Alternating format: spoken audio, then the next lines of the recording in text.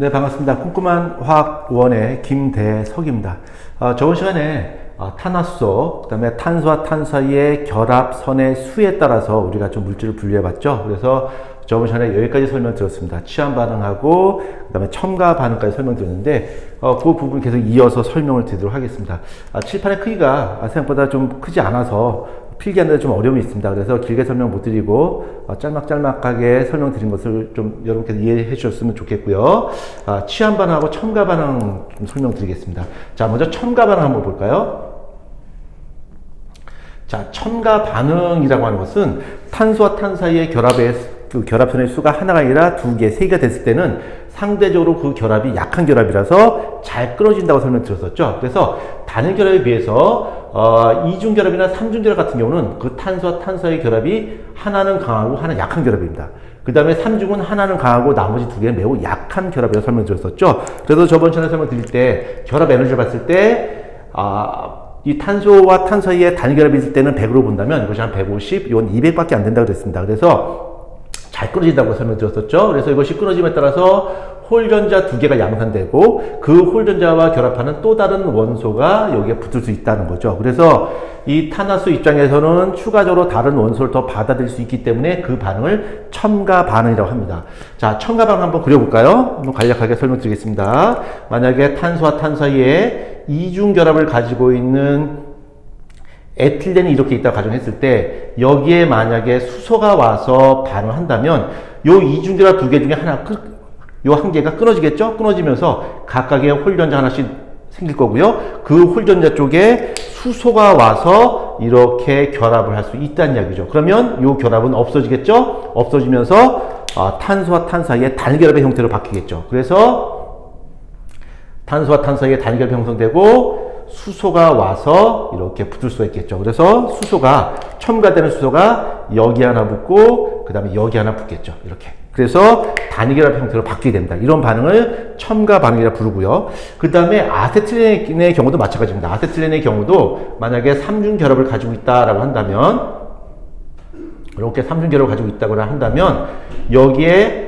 수소가 첨가 반응할 수가 있습니다. 그래서 만약에 첨가 반응이 수소가 하나가 첨가된다면 이중결합의 형태로 바뀔 거고요. 이것이 두 개가 와서 붙는다면 이 결합 두 개가 모두 끊어지겠죠. 이 결합 두 개가 모두 끊어지면서 홀전자가 두 개가 만들어지고요. 이 각각의 홀전자에 수소가 와서 붙을 수 있겠죠. 그래서 단일 결합의 형태를 띠고 있는 이런 탄화수소가 만들어질 수 있겠죠.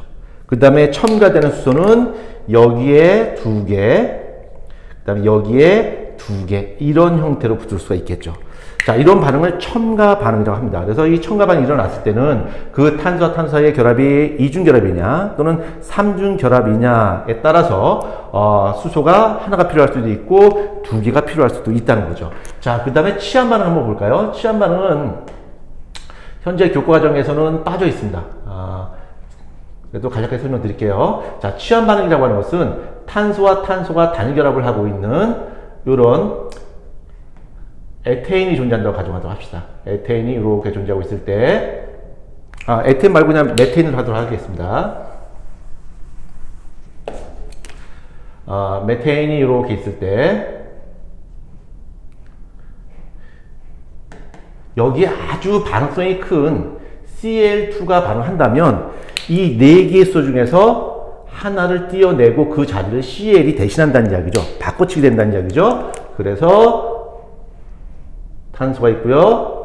여기에 수소가 기존에 있던 수소가 이렇게 있고요. 나머지 하나가 Cl로서 이렇게 바뀌게 되는 거죠. 그리고 HCl이 여기 만들어지겠죠. 이렇게. 이런 반응을 우리는 취한 반응이라고 부릅니다. 그래서 클로로메테인이 이렇게 만들어집니다. Cl이 하나가 이렇게 들어오게 되겠죠. 만약에 이 반응을 계속 반복하게 된다면 Cl이 여기 들어올 거고요. 여기 들어올 거고 여기 들어올 수 있겠죠. 그래서 이 Cl이 계속 반복됨에 따라서 Cl의 수가 늘어날 거고요. 그래서 결국에 가서는 Cl이 모두 다 대체되겠죠. Cl이 4개가 있는 사이오마탄소가 만들어지겠죠. 만약에 한 번 반응한다면 Cl이 하나 들어올 거고요. 만약에 두 번 한다면 2개. 그래서 구조를 그리면 이렇게 있으면 Cl이 이렇게 2개 들어오겠죠. 그래서 디클로로메테인이 이렇게 만들어지고요. 이렇게 만들어지고요. 만약에 또 반응을 한다면 탄소가 있고요. 이번엔 CL이 하나 더 늘어나겠죠? CL이 이렇게 늘어납니다. 여기에 수소가 하나밖에 없게 되겠죠. 이렇게. 그래서 이거를 클로로포름이라 부릅니다. 자, 그 다음에 만약에 한 번 더 반응한다면 탄소가 있고 모두 다 CL로서 대체된 이렇게 사염화탄소가 이렇게 만들어질 수 있겠죠.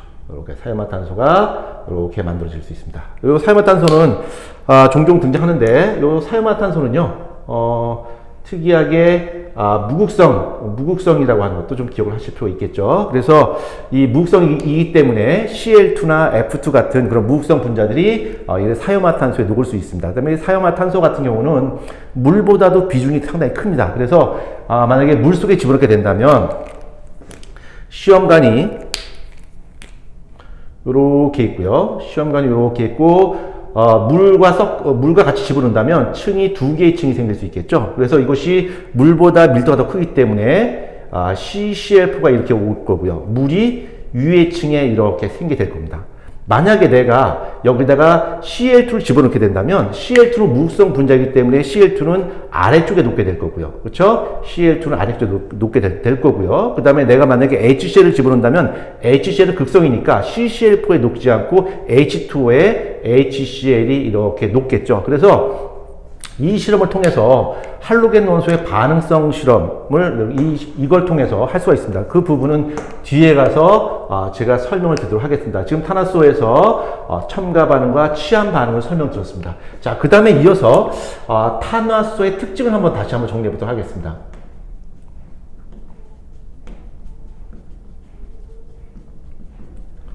자, 탄화수소의 특징인데요. 자, 저번 시간에 설명했듯이 이 탄화수소라고 하는 것은 오로지 탄소와 수소로 구성되어 있습니다. 이 탄소와 수소로 구성되어 있어서 구성 원소는 매우 단순합니다만 이것의 종류는 굉장히 많다고 설명드렸습니다. 그렇죠? 종류는 굉장히 많다. 이렇게 종류가 굉장히 많은 이유가 탄소의 수에 의해서도 그 종류가 많아질 거고요. 그 다음에 탄소와 탄 사이의 결합에 의해서도 그 종류가 많이 나눠질 거고요. 그 다음에 또 그 구조 때문에 또 종류가 많이 나눠진다 설명드렸었죠. 그래서 이 탄소 수에 의해서 종류가 나눠지는 것은 아까 잠깐 설명드렸고요. 그 다음에 결합에 의해서 나눠진 것도 설명드렸습니다. 자, 마지막으로 이제 구조에 대한 것인데 이 부분은 좀 뒤에 가서 설명드리도록 하겠습니다. 그래서 특징 이어가서 설명을 좀 드릴게요. 자, 그 다음에 이 탄화수소라고 하는 것은 탄수와 수로 구성되어 있고 종류가 매우 굉장히 종류가 많고요. 그 다음에 이것은 무조건 무극성 분자입니다. 무조건 무극성 분자이기 때문에 물에 용해되지 않습니다. 물에 용해되지 않는 특징을 갖고 있고요. 물은 극성 용매이고 이 탄화수소는 무극성이기 때문에 절대 물에 녹지 않는다는 이야기죠. 그 다음에 이것이 무극성 분자이기 때문에 이 탄화수소가 무극성 분자이기 때문에 상대적으로 다른 것에 비해서 분자의 인력이 대단히 약합니다. 분자간 인력이 대단히 약하고요. 이 분자간 인력이 대단히 약하기 때문에 분자에 비해서 끓는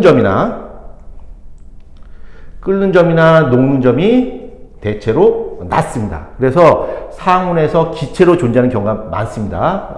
일반적으로 탄소가 1개에서 5개 정도가 되면 기체로 존재하는 경우가 많고요. 탄소가 6개에서 13개 정도가 되면 액체로 존재합니다. 그 다음에 탄소의 수가 13개 이상이 되면 이것은 고체로 존재하는 경우가 많죠. 탄소의 수가 5개건 6개건 10개건 간에 이것은 무조건 무극성 분자인데 이 무극성 분자라고 하는 것은 다른 분자 간의 인력에 비해서 분자의 인력이 상대적으로 낮습니다. 이 무극성 분자의 인력을 우리는 다른 말로 분산력이라고 부르는데요. 이 분산력은 극성 분자의 힘에 비해서 상대적으로 약한 힘을 갖고 있습니다. 그래서 분자에 비슷한 다른 극성 분자에 비해서 상대적으로 분자의 인력이 낮고요. 또 더군다나 탄소의 수가 적을 때는 분자량이 매우 적기 때문에 분자량을 비교해 보면 여기가 분량이 작고 그 다음에 이쪽으로 갈수록 커지겠죠. 그래서 같은 무극성 분자를 할지라도 이렇게 분자량이 크면 클수록 분자의 인력이 커지고요. 분자의 인력이 큰 것만큼 액체나 고체 상태로 존재할 확률이 대단히 크다라고 볼 수가 있겠죠. 자, 여기서도 잠깐 조금 더 깊은 내용을 좀 설명드리도록 하겠습니다. 자, 분자의 인력이라는 단어가 있는데 이 분자의 인력이라고 하는 것은 어떤 분자가 있고 분자가 있을 때 이 분자 내 끌어당기는 힘을 분자 내 인력이라고 보통 부릅니다. 분자 내 인력이라 부르는데 이 분자 내 인력과 우리가 좀 구분해야 되는 것이 화학 결합이라는 단어하고 좀 구분할 필요가 있습니다. 여기서 잠깐 설명드리도록 하겠습니다. 화학 결합이 있고요. 그 다음에 분자 간의 인력이 있는데요. 분자 내 인력이 있는데 화학 결합이라고 하는 것은 원자와 원자가 서로 결합하는 것, 달라붙는 것을 우리는 화학 결합이라고 부르고요.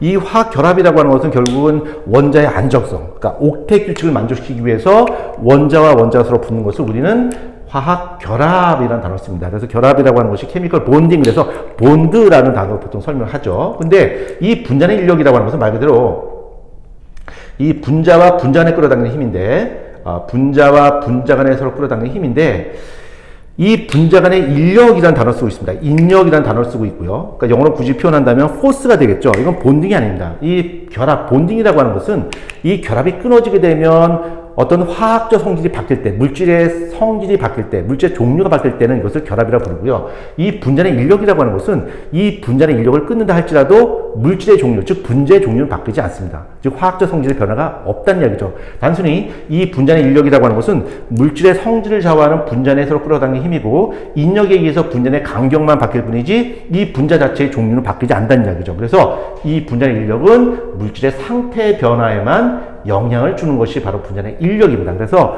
결합이라는 단어를 쓰지 않고 포스, 인력이라는 단어를 쓴다는 이야기죠. 그런데 이 분자 내 인력은 분자와 분자 내 끌어당기는 힘인데 이 분자의 종류가 두 종류가 있습니다. 분자의 종류가 하나는 극성 분자가 있고 하나는 무극성 분자가 있습니다. 이 극성 분자라고 하는 것은 분자 내부의 전기 음성도의 차이에 의해서 전자가 치우침이 생기고요. 그 치우침에 의해서 분자 내에 플러스 전하와 마이너스 전하를 갖게 되는 것을 우리 극성 분자라 부르고요. 그 다음에 무극성 분자라고 하는 것은 그 전하의 쏠림의 벡터의 합이 0이기 때문에 분자 내에 전자가 골고루 균형 있게 맞춰져 있는 것이 바로 무극성 분자이기 때문에 이 무극성 분자는 분자 내에 양전하와 음전하를 갖고 있지 않습니다. 이것을 바로 무극성 분자라 부르고요. 근데 이 분자 간의 인력을 우리가 생각을 했을 때 극성 분자끼리 끌어당기는 힘이 상대적으로 더 훨씬 클 수밖에 없겠죠. 극성 분자라고 하는 것은 분자 내부의 양전하와 음전하를 갖고 있기 때문에 이렇게 양전하와 음전하를 갖고 있는 것끼리 서로 끌어당기는 이렇게 쌍짝 인력이 발생할 수 있습니다. 그러나 무극성 분자라고 하는 것은 분자 내에 전하가 없기 때문에 아무래도 이 끌어당기는 힘이 약할 수밖에 없다는 이야기겠죠.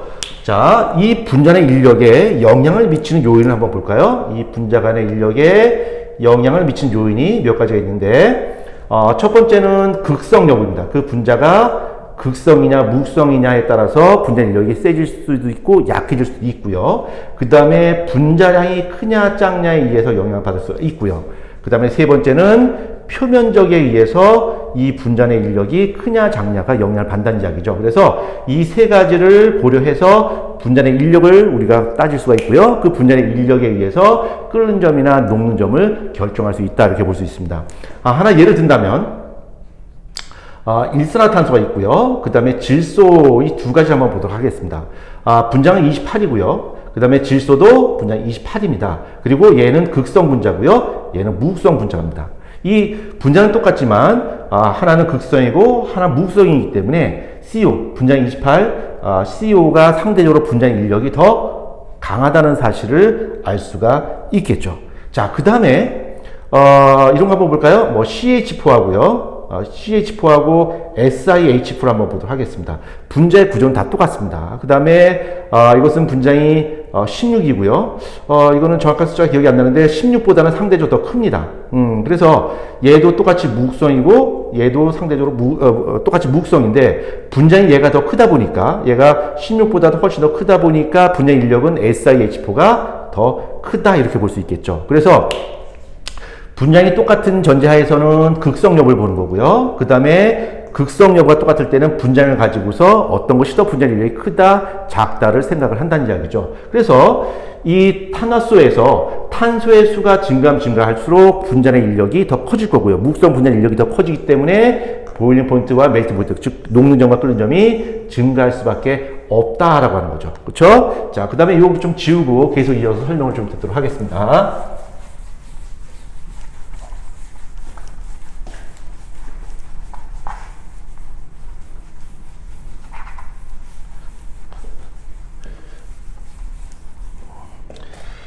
자, 지금 세 번째까지 설명드렸었죠. 무극성 분자로 구성되어 있고요. 그래서 상대적으로 다른 물질에 비해서 분자 인력이 작다. 그러나 탄소수가 증가할수록 무극성 분자 인력이 커지기 때문에 끓는 점은 증가한다. 탄소수가 증가할수록 액체나 고체가 될 확률이 대단히 크다라는 부분까지 설명드렸습니다. 자, 그 다음에 네 번째 특성을 한번 볼까요? 자, 네 번째 특성.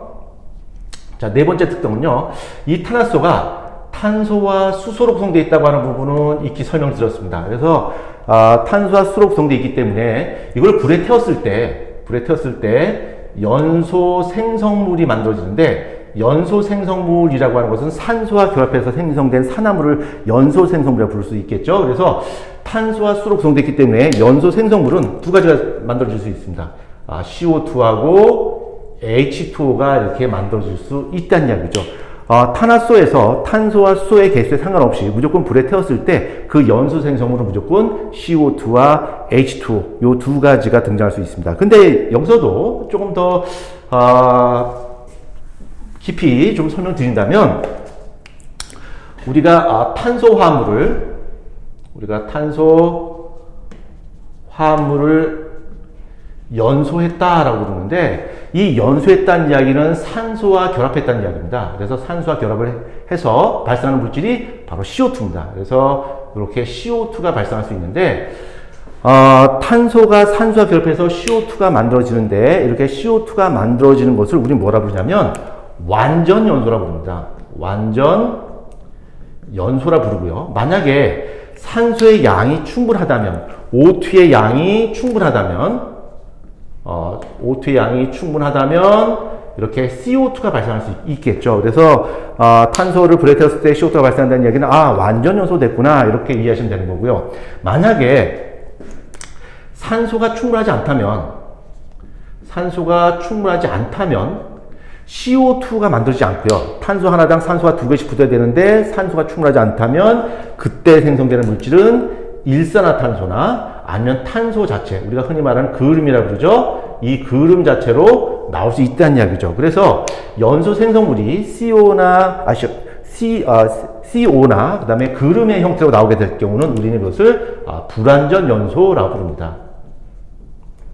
불완전 연소라 부르고요. 그럼 여기서 우리가 착안을 한다면, 그러면 탄소의 수가 증가하면 할수록 완전 연소되기 위해서 필요한 산소의 양도 같이 증가할 수밖에 없다고 하는 사실을 우리가 유추할 수 있습니다. 만약에 탄소 하나짜리인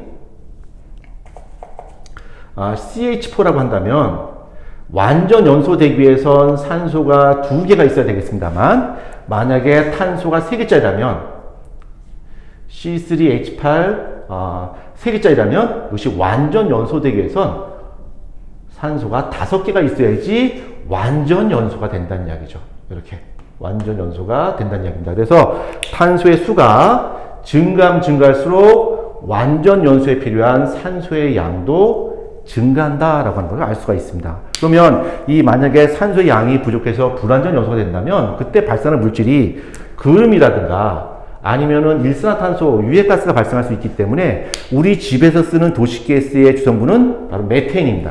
그러나 야외용으로 쓰는 프로페인 같은 경우는 산소의 양이 많죠. 그래서 가정에서 실내에서 쓰는 용도보다 밖에 야외에서 쓸 때는 탄소의 수가 더 많은 걸 쓸 수 있다는 얘기죠. 그 이유가 이 CH4라고 하는 것은 완전 연소가 되기 때문에 이렇게 불완전 연소의 산물이 발생하지 않아서 우리 가정에서 쓰기에, 실내에서 쓰기 대단히 적합하다 볼 수 있습니다만, 이것이 갖고 있는 단점은 에너지 양이 상대적으로 적다라고 하는 것도 하나 기억을 하셔야 됩니다. 그래서 탄소를 잘라내서 거기서 발생하는 화학 에너지를 이용해서 우리가 열 에너지 변해서 우리가 요리를 할 수가 있는데, 이게 잘라지는 탄소의 수가 그렇게 많지가 않기 때문에 상대적으로 발열량은 적습니다. 그러나 안전하다라는 장점이 있겠죠.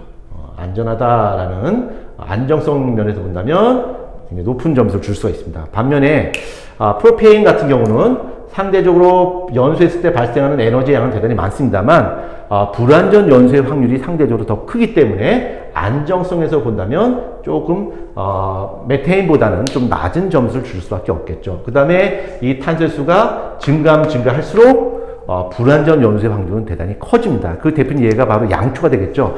양초는 탄소의 수가 13개 이상입니다. 그래서 우리가 양초를 태우게 되면 시커먼 그름이 발생하는 이유가 바로 탄소수가 많기 때문에 그 결과 완전 연소하기 위해서 필요한 산소의 양도 같이 증가한다 이렇게 볼 수가 있겠죠. 그 다음에 이 CH4 메테인의 분자량은 16이고요. 그 다음에 C3H8 요거 프로페인이죠. 프로페인은 분자량이 43이다.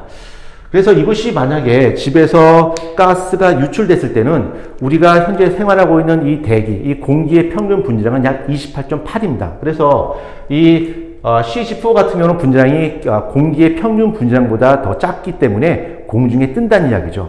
이거는 공중에 유출되는 거고요. 그 다음에 C3H8, 그러니까 프로페인 같은 경우는 분자량이 44로서 공기의 평균 분자량보다 상대적으로 무겁습니다. 그래서 이것이 유출됐을 때는 바닥에 유출된다는 이야기죠. 그래서 우리가 가스 유출됐을 때 그것이 CH4냐 아니면 C3H8냐에 따라서 우리의 대피 방법이 좀 달라지겠죠. 만약에 CH4 도시가스가 유출됐다라고 한다면 도시가스가 유출되면 공기에 뜨기 때문에 기어서 우리가 탈출해야 될 것 같고요. 그 다음에 만약에 프로페인이 만약에 유출됐다고 한다면 서서 좀 코의 위치를 바닥보다는 높여서 우리가 탈출해야 되는 그런 좀 차이가 생길 수 있겠죠. 이것은 바로 그것의 밀도에 의해서 유출됐을 때 그것이 어디에 존재하느냐가 좀 차이가 생길 수 있다라고 하는 겁니다. 자, 그 다음 5번째 특성을 한번 보도록 하겠습니다.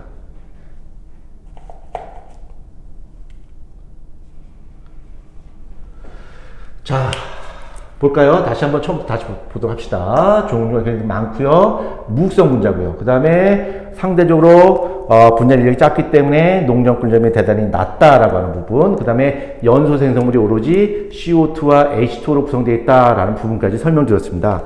그 다음에 제가 설명드릴 부분은 이 탄화소는 그 이성질체가 존재할 수 있습니다.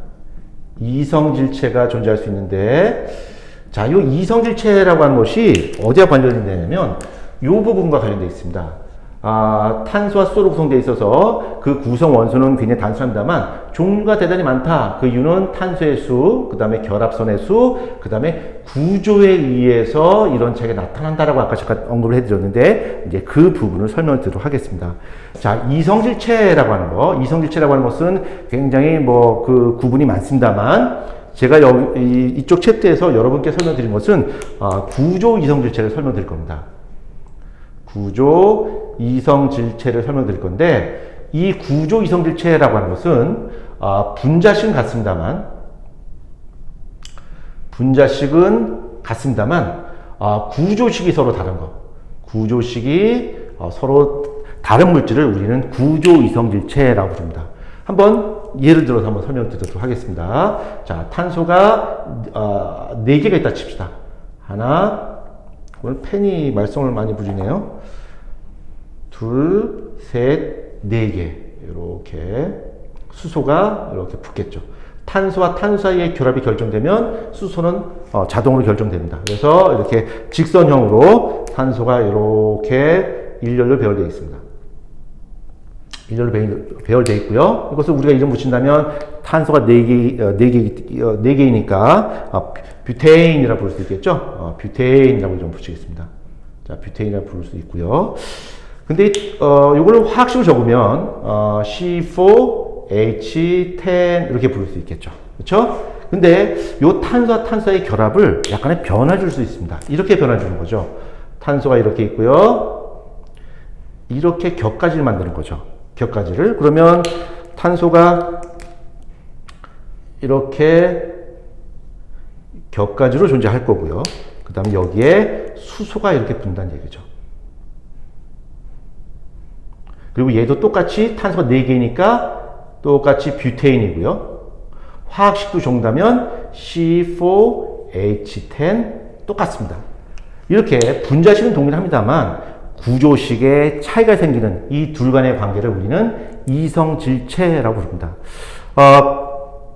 간혹 학생 중에 이제 이걸 보고서 두 개가 왜 다른 거지? 라고 생각하실 수 있는데, 자, 이거는 직선으로 쭉 이어져 있고요. 요것은 세 개가 있고 요 두 번째 탄소에 겹사슬이 하나 붙어 있죠. 그래서 언뜻 봐서는 똑같은 것 같습니다만 둘은 전혀 다른 구조입니다. 그 다음에 이렇게 뷰테인에서는 이 두 가지의 이성질체밖에 존재하지 않습니다. 그러면 학생들이 많이 의문을 갖습니다. 많이 가질 수 있을 것 같은데요 라고 하면서 이런 것을 제안하죠.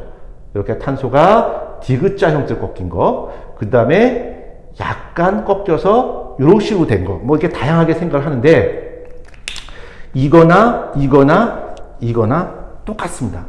그 이유는요, 제가 이 탄소와 탄소 사이의 결합을 할 때 우리 눈에 보이는 각도는 별로 중요하지 않습니다. 탄소와 탄소가 단일 결합이 형성될 때는 그 구조가 무조건 109.5도라고 설명드렸습니다. 그래서 내가 이것을 직선으로 그렸습니다만 실제 각도는 109.5도고요.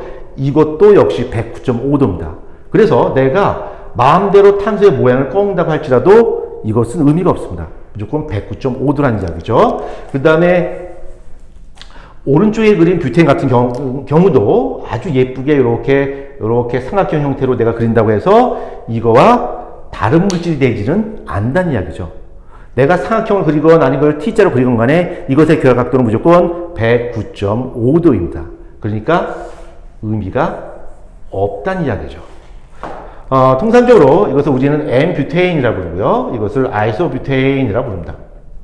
이 둘 간의 관계를 이성질체라고 합니다. 근데 아까도 그렸을 때 내가 이렇게 지그재그로 그린 거나 아니면은 이거를 디귿자 형태로 그린 거나 이걸 쉽게 구분하기 힘든데요 라고 고민하는 친구가 있을지 모르겠습니다. 그래서 이렇게 설명드리겠습니다. 자, 이렇게 이성체를 구분하는 방법은요, 눈에 보이는 각도 자체를 무시해버리면 됩니다. 그러니까 이것을 기역자를 꺾건 니은자를 꺾건 의미 없고요. 이것들의 결합 각도는 무조건 109.5도이고요. 그러면 그 눈에 보이는 각도를 무시하고 무조건 109.5도라고 하는 것을 우리가 확인할 수 있는 방법은 이 두 가지가 서로 다르다고 하는 것을 확인하기 위해서 끝을 잡고 이렇게 손으로 툭툭툭 털어서 생기는 모양을 상상한다면 쉽게 그 차이점을 확인할 수 있습니다. 요걸 끝에 잡고서 털어버리고요. 요 끝을 잡고 털어버린다면 이 두 개가 서로 다르다고 하는 것을 우리가 상상할 수 있겠죠. 그 다음에 이것도 끝을 잡고 툭툭툭툭 털어보면 이거와 똑같은 모양이 될 겁니다. 이것도 끝을 잡고 툭툭툭 털어보면 저거와 똑같은 모양이 되겠죠. 그래서 제가 끝을 잡고 손을 툭툭툭 털어보라는 이야기는 눈에 보이는 결합 각도 자체를 무시해버려라 라는 뜻으로 이해하시면 되겠습니다. 자, 그 다음에 이 외에도 탄소가 5개짜리가 있는데 한번 해볼까요? 하나, 둘, 셋, 넷, 5개 이렇게 있고요. 화학식을 볼까요? C5H12가 되겠죠. 그렇죠? 이거는 펜테인이 되겠습니다. 펜테인이 되는데 이것도 역시 이성질체가 존재할 수 있습니다. 이거는 이렇게 직선 형태로 이렇게 돼 있죠. 이렇게 돼 있는데 이것도 이성질체가 존재하는데 어떤 이성질체가 존재할 수 있냐면 탄소가 하나, 둘, 셋, 네 개가 있고요. 여기에 겹사슬이 하나 이렇게 붙는 거죠. 그래서 탄소가 하나, 둘, 셋, 네 개에다가 이렇게 붙는 형태가 있을 수 있고요. 그 다음에 이렇게 붙는 형태가 있겠죠. 이렇게.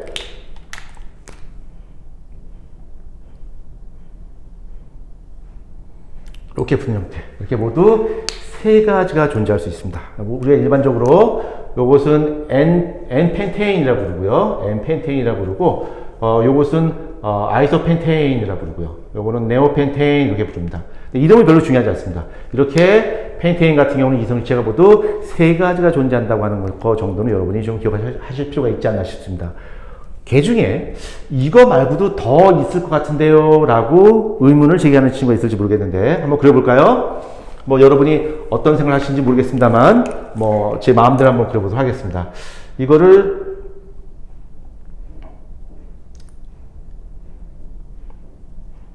이렇게 그려볼까요? 자, 이렇게 그리고서 새로운 거를 발견했습니다 라고 기뻐하는 친구가 있을지 모르겠는데 그거 똑같은 겁니다. 뭐가 똑같을까요?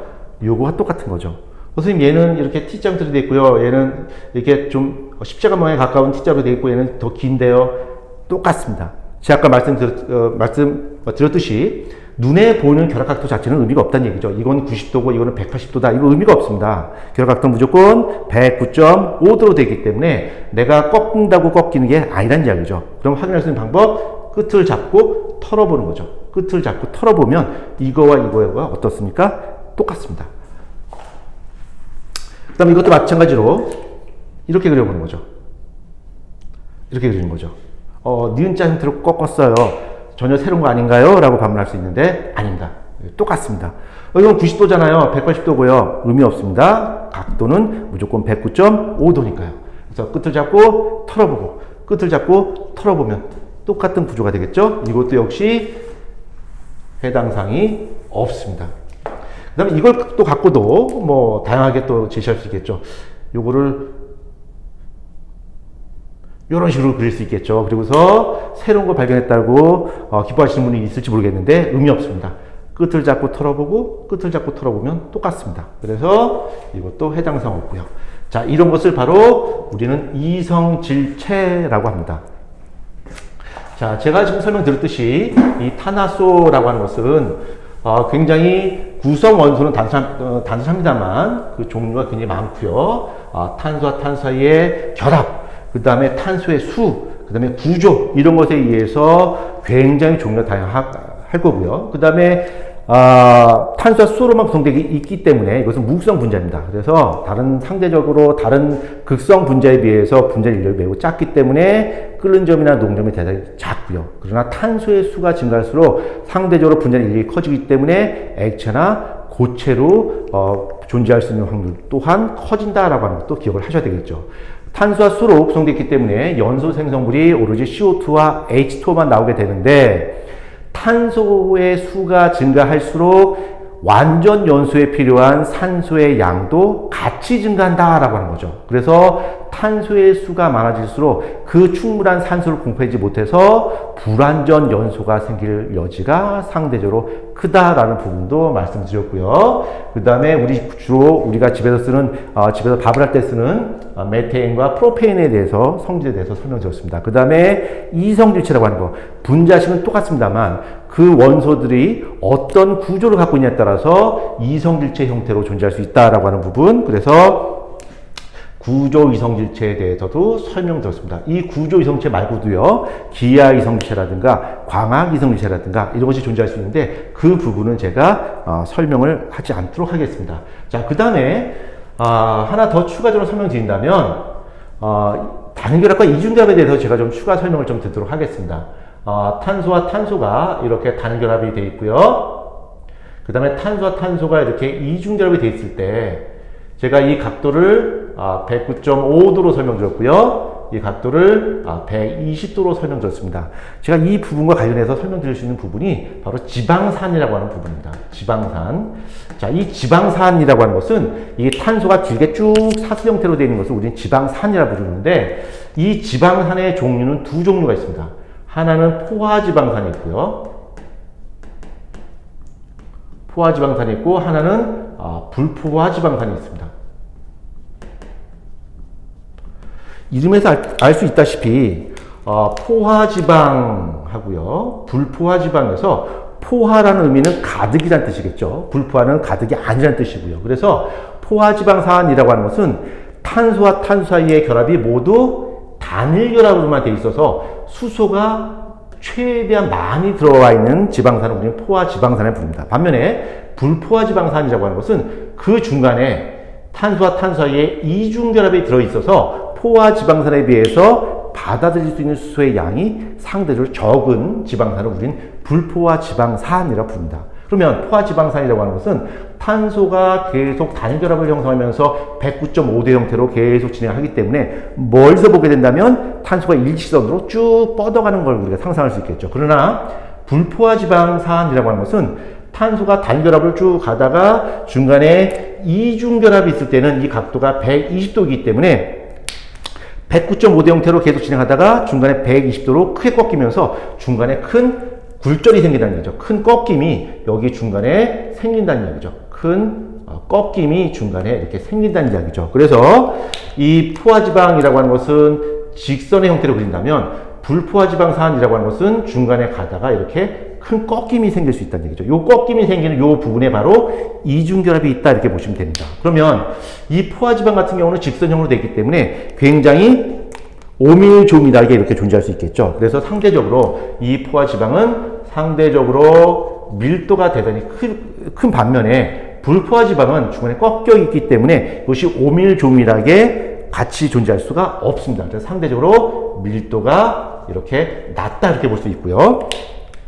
그와 더불어서 이것은 밀도가 상대적으로 크기 때문에 녹는 점이 매우 높습니다. 녹는 점이 매우 높기 때문에 상온에서 고체로 존재하는 경우가 많고요. 반면에 불포화지방산 같은 경우는 상대적으로 녹는 점이 낮기 때문에 상온에서 액체로 존재하는 경우가 많습니다. 그래서 주로 고체로 존재하는 지방은 동물성 지방이라고 보통 부릅니다. 동물성 지방이라고 부르고 그 다음에 불포화지방산이 많이 포함되어 있는 액체로 존재하는 이런 지방을 우리는 식물지방이라고 부르죠. 그래서 우리가 삼겹살을 구워 먹고 불판에 남아있는 그 아주 투명한 액체를 보게 되는데 뜨거운 불판에서는 액체로 존재할 수 있습니다만 불판이 식은 다음에는 그것이 하얀색 고체 덩어리로 존재하는 것을 많이 봤을 겁니다. 그것이 바로 동물성 지방이기 때문이겠죠. 그러나 우리가 집에서는 콩기름, 들기름 같은 식물성 지방은 액체로 존재하죠. 그 이유가 바로 이 이중결합을 가지고 있는 큰 꺾임이 있기 때문에 그런 것이 가능하다 이렇게 볼 수 있습니다. 그 다음에 이거 관련하여서 세포막이 있는데요. 우리 식물의 생명체에 세포막이 있는데 이 세포막은 인지질이라고 하는 것으로 구성되어 있습니다. 그래서 머리 부분은 인으로 되어 있고요. 인 부분이고 밑에 지질이 있습니다. 이렇게 지질이 있는데 요것을 인이고요. 밑에 있는 부분을 여기 꼬리 부분을 지질이라고 볼 수 있는데 인이라고 하는 부위는 물을 되게 좋아하는 친수성 부위고요. 그 다음에 지질은 물을 굉장히 싫어하는 소수성 부위입니다. 근데 여기 인이 있고 꼬리 부분이 두 가닥이 있는데 한 가닥은 직선으로 되어 있고 한 가닥은 꺾여 있죠. 우리가 배웠던 것처럼 요것은 포화지방이고요.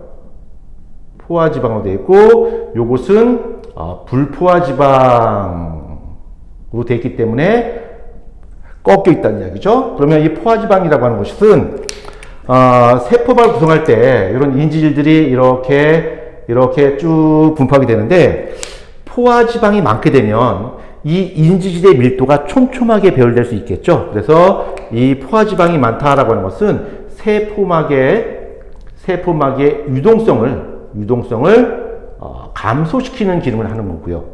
그 다음에 이 불포화지방이라고 하는 것은 옆으로 꺾였기 때문에 이 세포막을 구성하는 인지질의 밀도를 낮추는 역할을 하게 될 수 있습니다. 그래서 얘는 반대로 세포막의 유동성을 높이는 기능을 한다라고 하는 거죠. 그래서 우리 세포막을 구성하는 인지질에는 포화지방과 불포화지방의 그 비율이 일정하게 유지가 되고 있습니다. 그래서 너무 유동성이 적게 되면 안정성이 떨어질 거고요. 반대로 유동성이 너무 커도 또한 세포막 세포막의 안정성이 떨어질 수 있습니다. 그래서 이 불포화지방과 포화지방이 어느 정도 균형을 맞춰서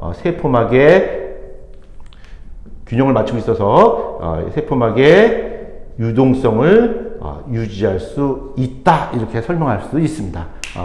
생명과학 부분을 좀 언급을 드렸는데요. 자, 지금 제가 설명드린 것은 이 탄화수의 특징에 대해서 이제 설명드렸습니다. 그럼 요 다음에 남은 것이 탄화수 유도체라고 하는 부분이 남았습니다. 이 탄화수 유도체라고 하는 것은 탄화수라고 하는 것이 탄소와 수로 구성되어 있습니다만 수소 대신에 뭔가 어떤 그 큰 작용을 할 수 있는 그 작용기라고 하는 것이 붙게 됨에 따라서 그 탄화수의 전체적인 성격을 좌우할 수 있는 그런 것을 우리는 작용기라고 부르는데 그 작용기가 결합해서 형성된 탄화수를 우리는 탄화수 유도체라고 부르는데 그 결과 알코올이라든가 카르복실산 여러 가지 물질이 만들어질 수 있겠죠. 그 부분에 대해서는 다음 시간에 설명을 드리도록 하겠습니다. 오늘 탄화수에 대한 설명 여기까지 하도록 하겠습니다. 수고하셨습니다.